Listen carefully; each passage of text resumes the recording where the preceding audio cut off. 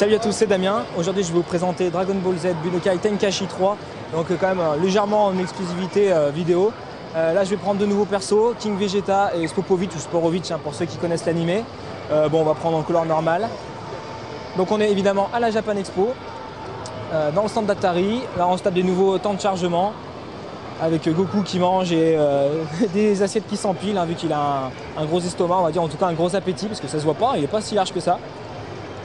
C'est bon, ça a l'air un petit peu plus long quand même que d'habitude, mais bon, c'est encore une version de démo. Voilà, présentation d'un univers, donc encore une fois, des univers destructibles, des arènes destructibles, pardon. Voilà, moi je suis le roi Vegeta, je vais me faire étaler vu que je parle en même temps, c'est pas grave. Le méchant Sporovich pas beau. Et c'est parti. Donc là, grosso modo, visuellement, il n'y a rien de bien nouveau. On est encore une fois dans un épisode dans la lignée des deux premiers Tenkaichi, sortis sur PS2 et sur Wii récemment. Plus récemment, on va dire. Là, je me concentre un peu, je concentre mon ki. Hop, petite attaque classique. Bon, grosso modo, on peut pas dire que King Vegeta ce soit un perso vraiment à part. C'est le père de Vegeta, pour ceux qui ne le sauraient pas. Donc aléatoirement, le roi de la planète Vegeta.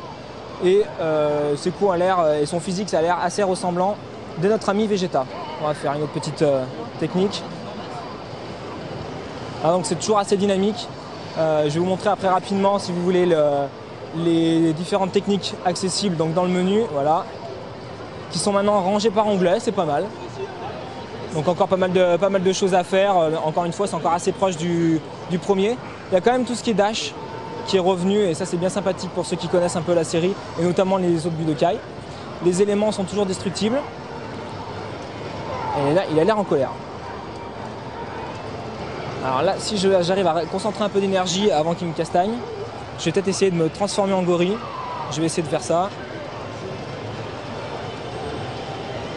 Je vole. Voilà, donc les éléments du décor sont destructibles.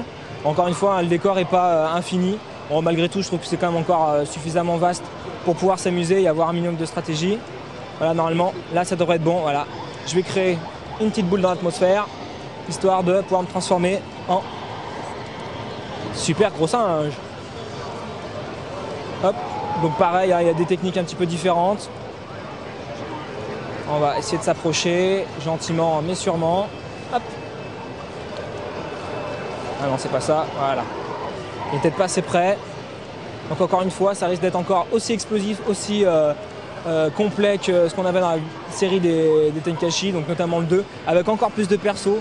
Je crois qu'on nous annonce à peu près une trentaine de persos exclusifs, dont certains inédits comme Sporovich. On va voir comme au final, pour une version test, si les persos sont vraiment intéressants. Mais malgré tout, les fans risquent encore une fois d'être très satisfaits de retrouver tous leurs héros préférés dans leur univers préféré. Là, c'est évidemment la version PS2, je ne l'ai pas dit. Je vais essayer de le finir. Voilà. Et voilà. Donc c'était Dragon Ball Z Budokai Tenkaichi 3 sur PS2.